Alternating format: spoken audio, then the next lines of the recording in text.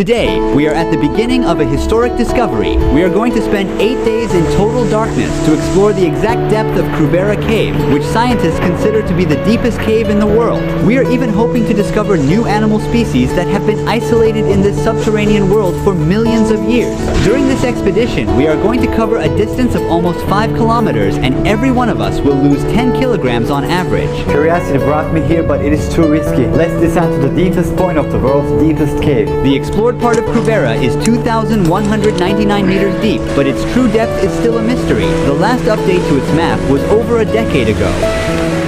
Now I'm going to secure myself. I'm going to put this jar here to be secured again.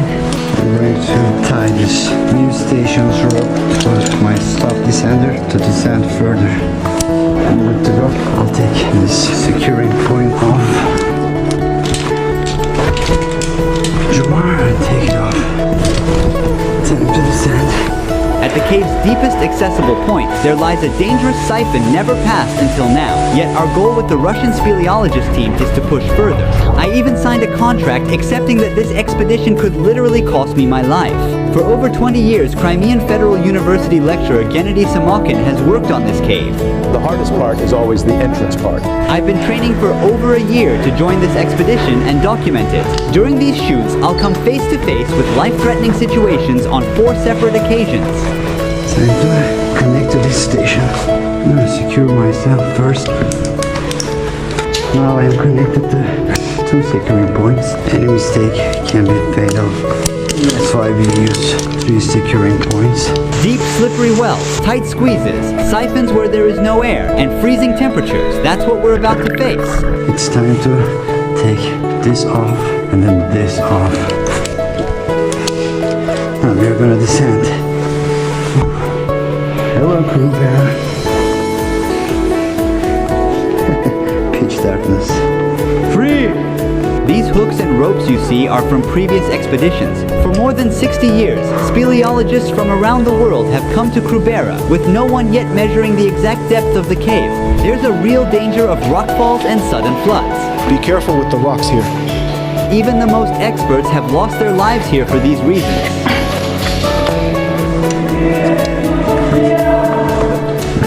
With the help of NVIDIA Studio and GeForce RTX GPUs, we've brought the first ever detailed 3D map of Krubera Cave to life. More on them later, but on this map you can see 5 main camps at different depths of the cave where we'll sleep.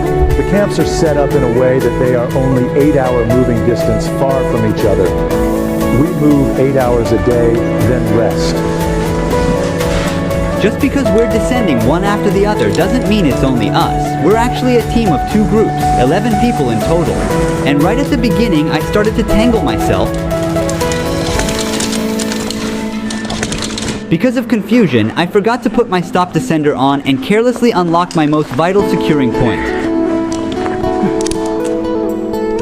Now I'm relying on the Jumar, the weakest securing point. It works fine as long as I stay upright, but if I squat a bit too much, it fails. I forgot one thing. I need to adapt quickly if I want to make it out alive. I'm gonna put my securing point because I forgot to put this in. Alright. When you're on the rope, it's just you and the rope. You're all alone. Nobody can see the mistakes you could make and really help you.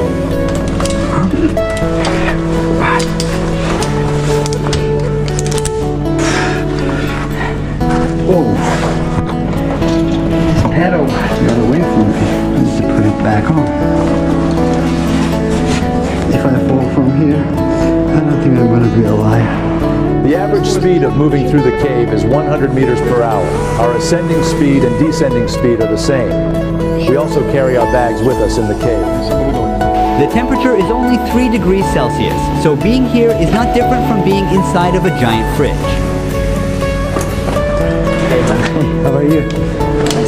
You feel cold already? Not yet. There. You okay? This is where a sheep met its tragic end, falling from the lush valley above down hundreds of meters into the darkness below. The sheep is under the soil. They covered it because they wanted to prevent Now we are about to get through a tight squeeze. As its name suggests, you have to make yourself as small as possible and crawl inside.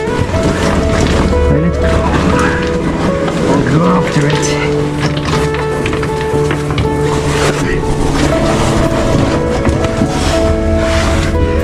Oh my god. I will do this. I have to go sideways like this. Krubera Cave is in the Arabica Massif of South Caucasus, 15 kilometers away from Black Sea. Arabica is one of the largest and highest limestone formations in the mountain, providing an ideal environment for the development of such an immense cave. The cave was formed and carved by underground streams and rain, creating both massive, steep wells as well as narrow, long tunnels. Make myself smaller. Scientists believe Krubera is 5 million years old and it continues to be shaped even today.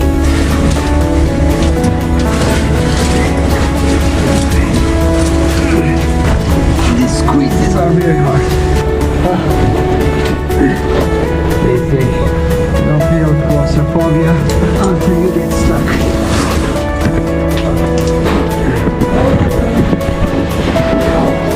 Just because you are a nature person, don't come here to a place like this, especially to Krubera Cave, where Earth welcomes you with its narrow meanders. Do you see the marks on the side walls? At this point in the cave, the passage was so narrow that they had to use tools to break the rocks and widen it. When we pass through narrow passages, small particles fill the air and make it hard to breathe as they get into our mouths. Also, our legs get cramps quickly from working the same muscle group.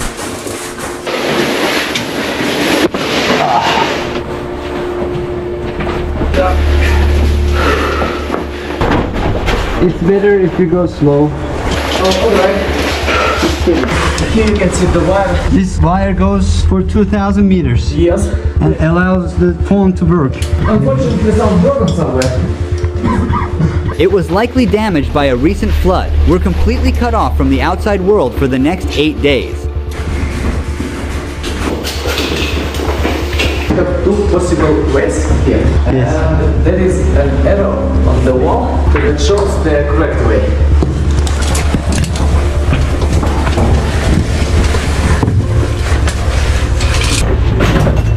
That's the way to go. Oh my god. I'll take the arrow. Oh.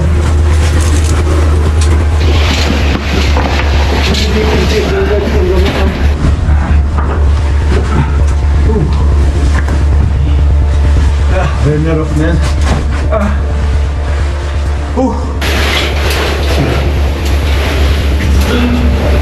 Is useful for the transport bags, so you don't have to carry the weight of the bag. Rope carries it for you. And you move it like this. Yeah. And also use your long stroke to set for safety. Falling through these rocks could injure us. Okay. We have to be connected to the rope as well. You don't want to be. I want to go to supply so.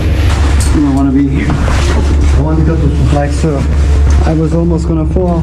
This thing saved me. It's so wet. It's slippery. It's like a zip line. I just assumed that it's not dangerous. All right.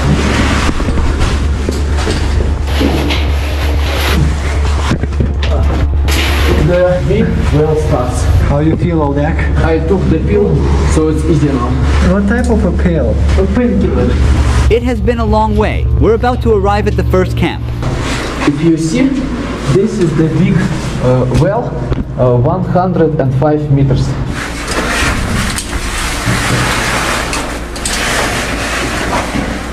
It feels like it's 3 times bigger. Thinking about ascending 2 kilometers back to the surface makes me feel overwhelmed already.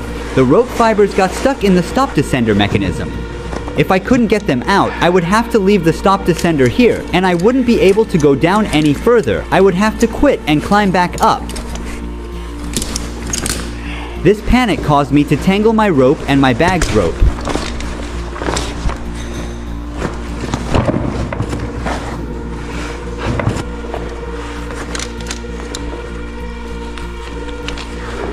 3. We did about 70% of this well. Which is like how many meters? 80 meters, I guess. This place is really scary now. My headlamp does not even lighten up beyond my shoes. All I can see is endless pitch darkness, which makes me a bit uneasy. At least it helps me stay focused on what's right in front of me. It's all about having a little faith. Yeah, I can do this.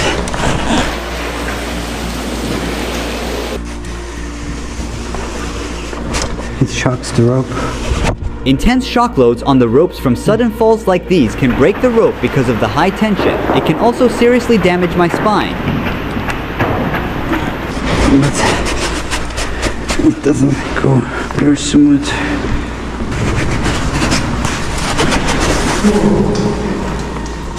So, welcome to the bottom of the well. Alright. While we were descending into a huge well and filming everything, the first group created a gap between us. Wait, I don't know what's in here.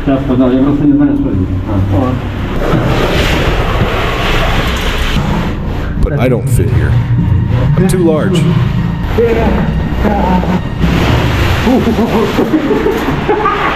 Look at all the rocks. I think they dropped from the ceiling. If you camp here, one of these rocks can fall on us. There's a sign here. Yes, it says don't put your mess in here, take your mess to the surface. The mess means, well, before there were flashlights, people used carbide lamps. Waste from old era lamps. Being the center of interest of speleologists, Krubera has intrigued some daring scientists since the early 20th century. After just 10 hours in the cave, our eyes are bloodshot and our faces are covered with mud. My clothes cling to me, soaked with sweat.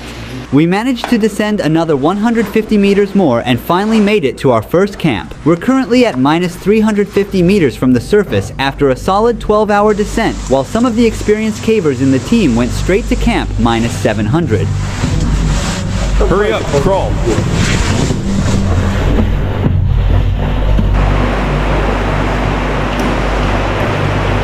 Where could I put this? Hang it over there. Got it. Like drying them off in the sun, huh? Yeah. Gennady is very optimistic about the possibility of discovering a new animal species at the bottom of the cave. I can't stop wondering what we will discover. My boot's on fire. Is that your boot? Take this one. We should put the kettle on. Let's warm up the tent first. Then dry our socks. Now, everyone is busy drying out their damp clothes and repairing their gear. We're gonna eat some snacks. It's really cold, especially when we sit down. We can feel more cold from the ground. Change our clothes and we will drink this soup, eat some pasta, and sleep, hopefully not get frozen. Кавказская кухня. The most important things are food and fuel for heating, of course. Speleologists spend the maximum amount of calories, up to 8,000 kilocalories a day. It's impossible to fulfill the calories. That's why I say nutrition is very important. Everything I wore has gotten wet and I need it dry by the morning. We have sleeping bags that keep us warm down to minus 10 degrees Celsius. Good morning, everybody. I just woke up and I'm freezing. I completely lost my sense of time. After a sunless morning in Krubera, we shake off our weariness. He's sipping the fresh water that the cave offers.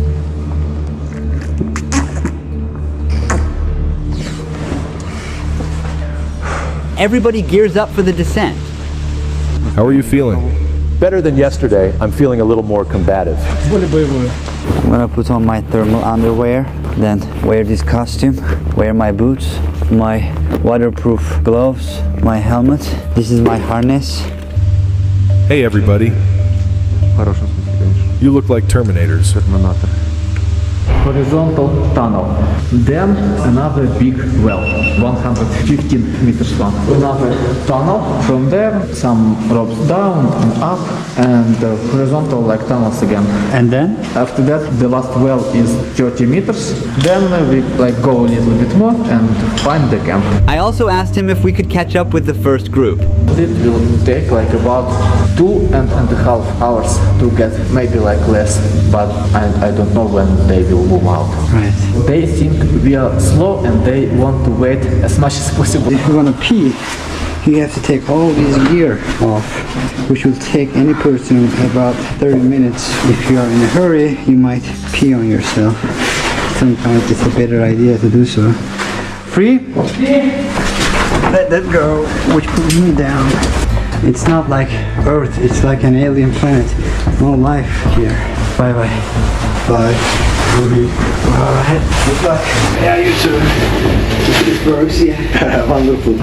We're completely cut off from the outside world and on our own down here. The camp on the surface has no way of knowing directly if anything goes wrong, so we have to be extra careful. Look, there's water here. They gathered the water from here to the camp. We've been descending for about 6 hours today. We're all pretty wiped. Oh, the rope is wet. From now on, all ropes are wet, and the descender's mechanism doesn't slide easily on wet ropes, causing risky shock loads each time. Free. Another tunnel, huh? He is shaking from the cold. I asked for another break. You have to rest, but you cannot rest long enough to start freezing. Sometimes you kind of sit, you turn your light off, you close your eyes and try to rest and falling asleep, and this is the worst. You can easily die if you fall asleep. So no matter how hard it is, how difficult it is, you just have to push yourself. So we've decided to rest at camp -700 before pushing to camp -1400. Here is our home for tonight. It looks like everyone has gone ahead already. Our guide is going to prepare some lunch, dinner, whatever it is. I don't know what time it is. My brain is so tired. More tired than my muscles. We're close to camp -1400. Before entering the -1400 camp, speleologists created a makeshift water tap using an empty bottle. The group ahead has also reached their new campsite at -1400.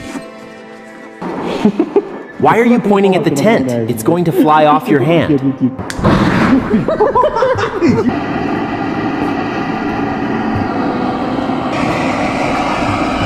Hello, dear friends.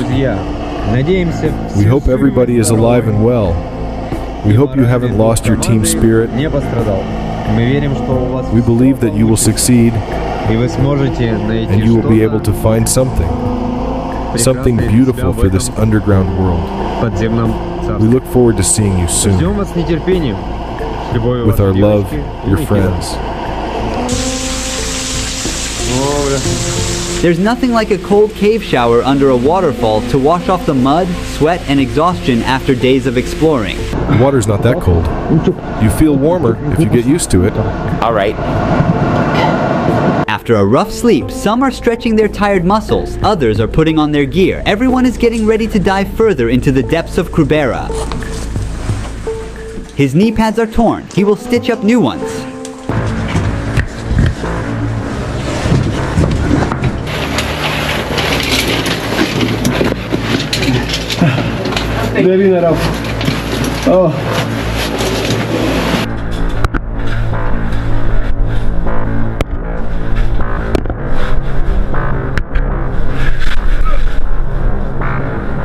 Everybody, let's keep going. This is the right way.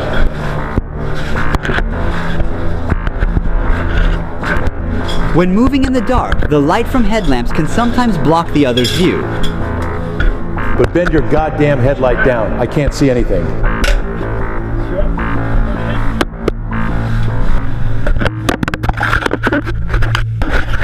That's enough. I hate this camera. While I was waiting to descend, my headlamp battery ran out. My battery is finished. There's no light. Luckily, I had spare batteries in my pocket. At the very bottom of the cave, we did a topographic survey and we recorded everything with the camera.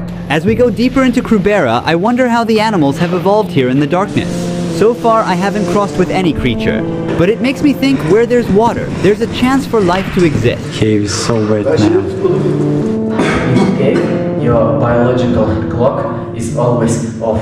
Without clock, automatically switch to 40 hours a day. 40 hours daytime. Yes, so they like awake for 20 something and sleeping for 16 like something. We've reached the halfway point of Krubera Cave, but we still need to descend another 200 meters to get to the next camp. The cold, tiredness, and being always under artificial light are starting to affect my performance and leading me to make fatal mistakes. At this point, when I was 50 meters above the rocky ground, I accidentally unlocked my last securing point and realized I had to hang solely by the strength of my muscles.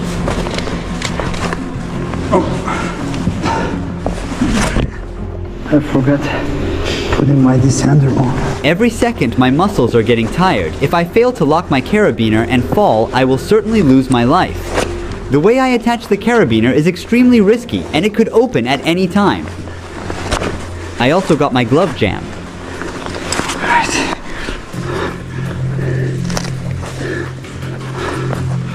It's not looking good.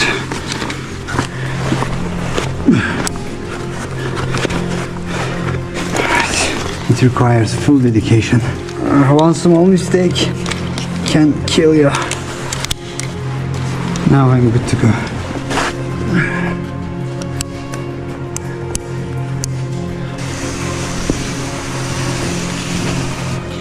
Gotcha. This is the rope I want to be on. Just a couple of minutes later, I almost unlocked my last securing point for the second time. I opened the carabiner. Fortunately, I realized my mistake. That's not good. Another mistake. I need to put my descender first. My eyes feel heavy in constant darkness, and my brain feels like it's collapsing under the weight of fatigue. Hey guys, it's really tough. It's not easy as it looks. There are underwater currents that block the way. Siphons are basically passages that are flooded with underground rivers. Well, everybody, let's go and take a dip. There are dozens of them along our path, and a single wrong move could leave us trapped, out of breath, and facing the terrifying risk of drowning. To help you better understand the challenging conditions in Krubera, we created 3D models of siphon explorations and the map. Blender, as with most 3D softwares, is powered by NVIDIA Studio and GeForce RTX, so we work directly in full detail within the viewport, seeing results instantly without waiting for long renders. On the map, you can see where the siphons begin and end. These water-filled, deep passages are scattered throughout the cave, and we're now starting with a moderately big one. Creating these animations took us 2 weeks, but the advanced technology we used significantly sped up our workflow and helped us to save hours. This caver, as you can see, has attached rocks to himself to prevent floating upwards and striking his body on the ceiling. He could also be swept away by the water flow and get lost in one of the upward leading passages and lose his life. Some of the siphons, like this one, have no air pockets, which means these passages are completely filled with water. Passing through them can take several minutes depending on their length and difficulty. If you can't follow the rope in the siphons and miss it, you can enter the wrong tunnel and you can drown. If your clothes get caught on a sharp stone and you can't get it out in a panic, you can drown. Even if you do everything right, you can still drown if you can't hold your breath long enough.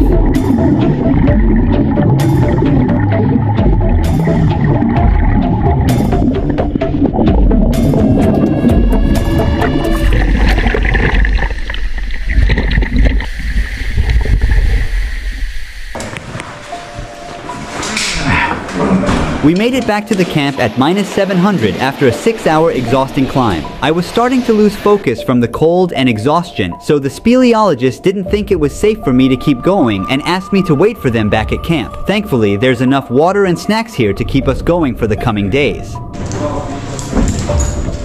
Oh, these are the mats, huh? Bingo.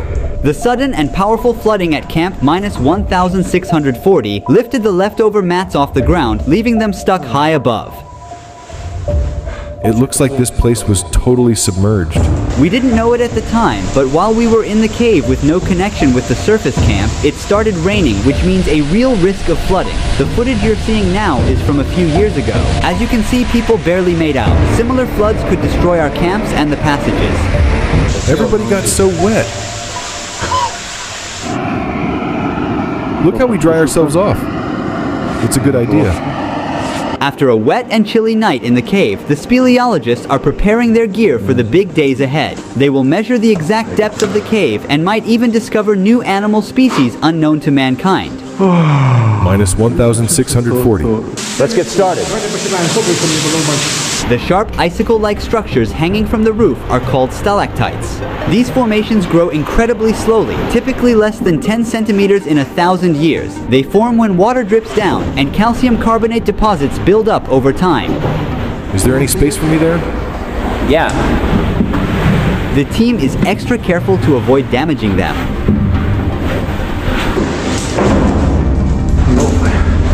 This looks so dangerous. They also became both physically and mentally exhausted.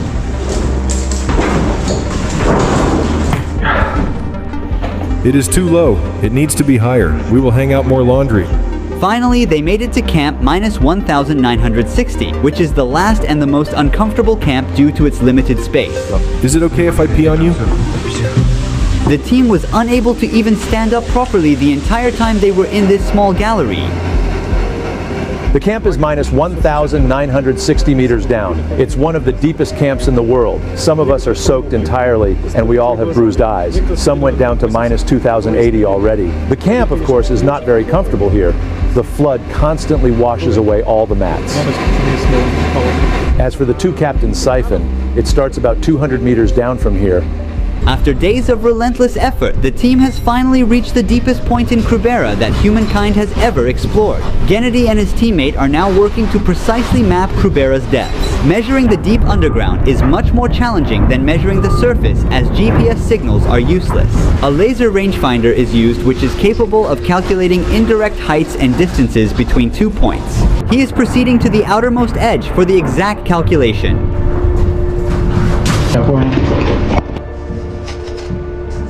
The device has a special compass board and is used with a plastic battery instead of a regular one to reduce magnetic errors.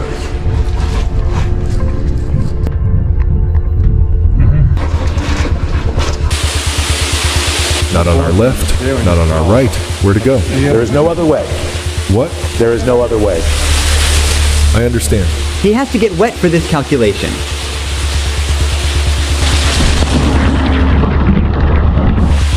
Okay. Once they exit the cave, they will make the total calculation and issue an official statement regarding the cave's actual height. They are near the two captains' siphon, the deepest siphon in the world. This is the endpoint. They're preparing the gas tanks to dive into the deepest point of the cave, equipped with a precision measurement device to record the cave's depth. Gennady also carries numerous bait traps. He hopes to discover a new animal species yet unknown to mankind. We have to be careful here. Let's see the results. Let's see if anything lives down there. Now the team is getting inside the siphon's deep, cold, and murky waters.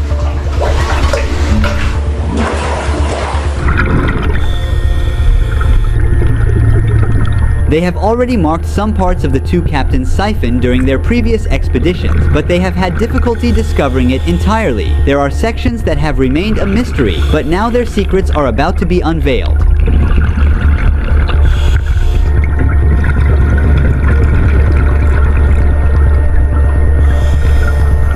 He tied a few bait trap bottles to the rope so as not to lose them.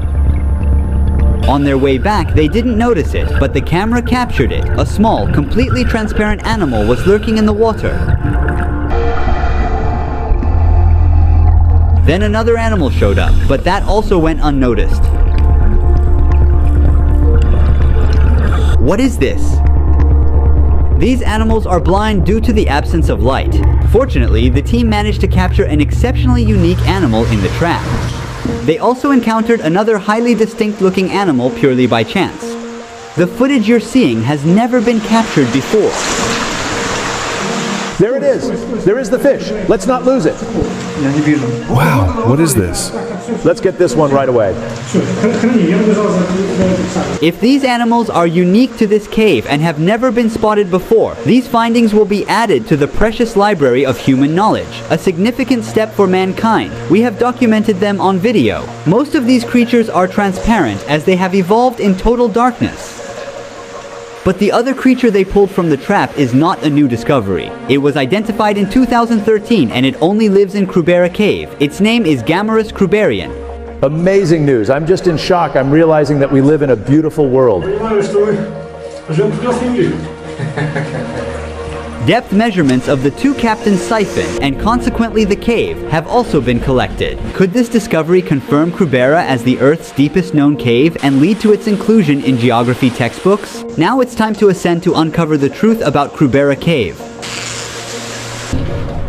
Oh my God. How long do you think we will wait them? I think like 1 hour maximum. We had already put our caving suits back on at the time they had predicted they would arrive and patiently waited for them. Yeah,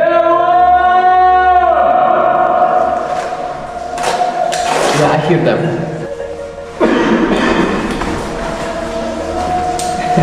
They're coming! Yeah, they're coming. Woo! Yeah. We're getting ready to ascend back up 700 meters in 24 hours. The ascent is both the hardest part of a caving journey and the stage where most life losses occur. This phase demands not only significant physical effort but also sustained focus and precise execution. I hit my head here. Insects started to appear. We are very near to surface. We took our final break for snacks to regain some energy. We have a little way to go. During an 8-day caving expedition, the relentless effort of ascending, descending, and enduring a constant 3-degree cold burns an immense amount of calories. Most of us lost around 10 kilograms over the course of this journey. It's a significant sacrifice we make in the pursuit of new discoveries. I think this is probably the longest time I've ever been in the cave. Once everyone exits the cave, Gennady Smokin, the leader of the expedition, will evaluate the success of the 8-day mission. He has a very important announcement to share with the world. The daylight, the breeze, the fresh air, the rain, and the scent of plants restore my sense of humanity. Finally, I see the daylight. I feel profound gratitude for being alive. That water. Now, we are about to discover the most important aspect of this documentary. Can you officially confirm that